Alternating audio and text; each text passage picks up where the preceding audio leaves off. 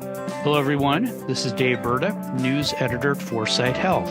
Welcome to Foresight Health's How Healthcare Revolutionaries Think podcast, where we get inside the heads of people trying to fix the healthcare system. Our guest on today's show is Chris Johnson.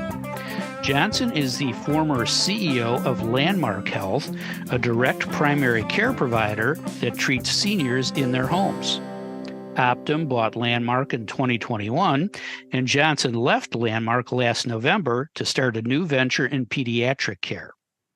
I interviewed Johnson as part of our How Healthcare Revolutionaries Think series. I talked to him about why we should stop calling it chronic disease management and why we should start providing more preventative care in the home. Hello, Chris. Hey, David, how are you? Good. Well, it's very nice to meet you finally. I'm glad we were able to carve out some time. So appreciate you doing this for us. I'm just curious about where your interest in chronic disease came from. Was that kind of a personal experience, you, family member, just watching what was happening? Or was it sort of like a business epiphany where you're like, this is where I want to make my mark kind of a thing? I'd say a fewfold. I think very quickly, if you think about how do you change U.S. healthcare and the way that it's delivered, I'd say more my North Star was I started to want to understand how do you deliver aligned financial incentives so that provider organizations would invest in better outcomes for the patients that they serve and really gear towards that. And Right. as you start to kind of go down the path of understanding, what needs to be true to have that be the case, you quickly get led to like a really compelling place to start is chronic disease management. And I don't really love the term chronic disease management, but I would say like helping patients who have a higher burden of disease or frailty that they're living with and are utilizing healthcare services that we know could be avoided to drive better outcomes for those patients and services that they don't want to have to use. They're kind of left to they're calling 911. No one wants to have to call 911 if there is a better way to be able to be stable and remain at home in your community. Right. And the reason why you get to that point is you start to realize if you have kind of insurance risk on a patient population, you need to make sure that the interventions that you deliver will have a payback during the time that person is part of your risk pool. Right. You start to kind of quickly see, hey, it would be amazing to be able to say, like, let's try and, build a business that prevents diabetes when someone is 36 years old. It's harder to build kind of the business model that supports that. There's at least in the earlier innings of value-based care, you can start to have a really direct impact within 12 months on patient outcomes if you kind of start building models with folks who are clinical models with folks who are slightly sicker and currently actually experiencing these like very poor outcomes in the system. Right. Now, I want to go back to the chronic disease question just a little bit because you don't like the term chronic disease management, which I'm interpreting to mean you're almost like looking at it in three segments, that managing it's like in the middle, but to one side, you want to prevent it as much as possible, right?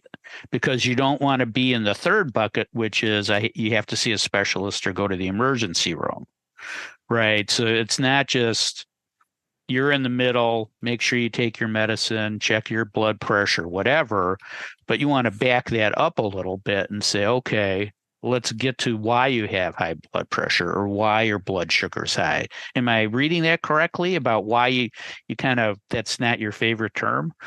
I think that's maybe one perspective. The other reason, David, I don't love is like, I don't think that's how people think about themselves. I don't think like individuals say, hey, I have chronic diseases. And I don't think that they're saying like, I want chronic disease management. I think people are looking for care. Right. And I think too often we in healthcare, like try and like hive off into these like kind of categories like chronic disease management. And we get a little bit myopic saying like, I'm going to manage heart failure, or I'm going to manage someone's COPD. Yeah.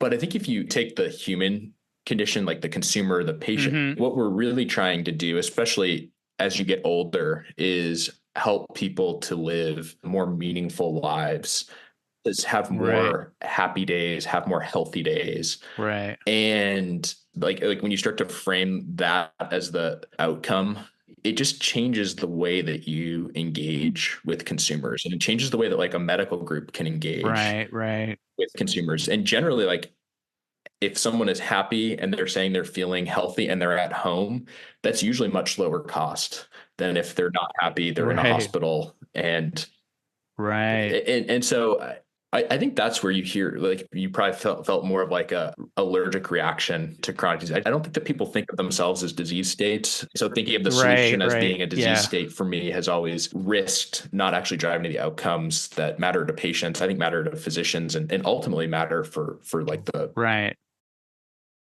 Yeah, you can't treat it like a business process, right? Like we're going to go to the tax guy or the accountant or whatever, right? It almost has that flavor to it. So you mentioned treatment in the home or being at home a lot. I'm assuming you saw some of that firsthand.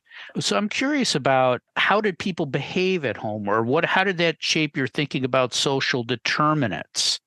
To actually see that versus how maybe patients acted in the doctor's office or at the hospital.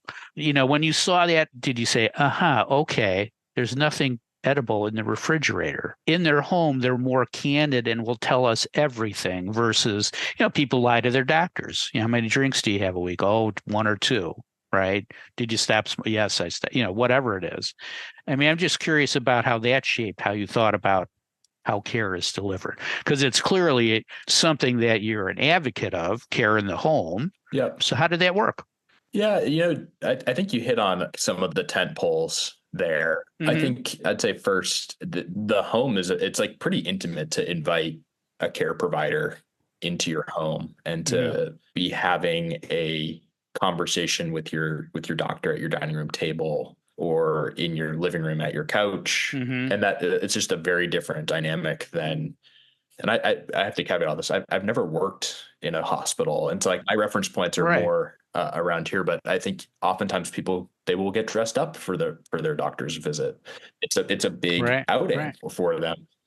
Right.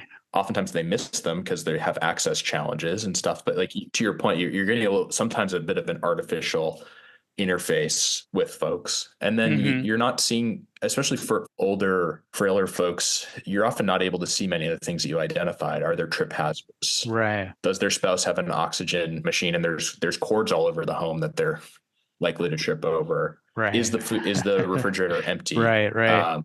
Is it filled with only high sodium foods in the pantry? Like all of those things are things that our team were able to see and take into account as they were kind of building a care plan with that individual. So it's kind of like yes, that was like one of the components, but it was also having people kind of in their comfort zone and then just democratizing that access. Like I said, I think for a lot of folks, they can't drive on their own. They need a family caregiver to come.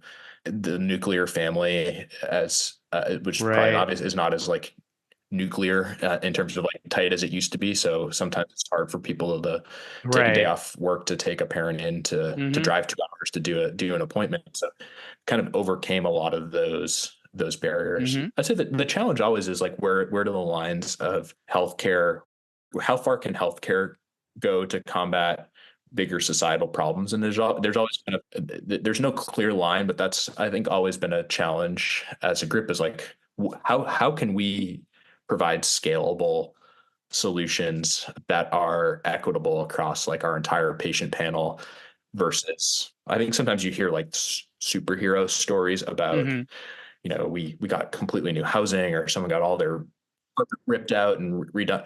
I don't know to what degree healthcare organizations today are yet set up to do that at scale. I think it's great, the stories that exist there, but we've always not struggled, but had Right. to think through how far can our promise to patients go versus where is it like, oh, like Right. we still need more resources to be able to combat some of these challenges to help people. Yeah, it's good stuff. I appreciate you spending some time with me. Yeah, good to see you, Chris. Thank you very much. Thanks so much. Take care. Bye-bye. You too. Bye-bye. If you'd like to learn more about how Chris Johnson thinks, please read our Q&A with him on foresightshealth.com. Thanks for listening. I'm Dave Burda for Foresight Health.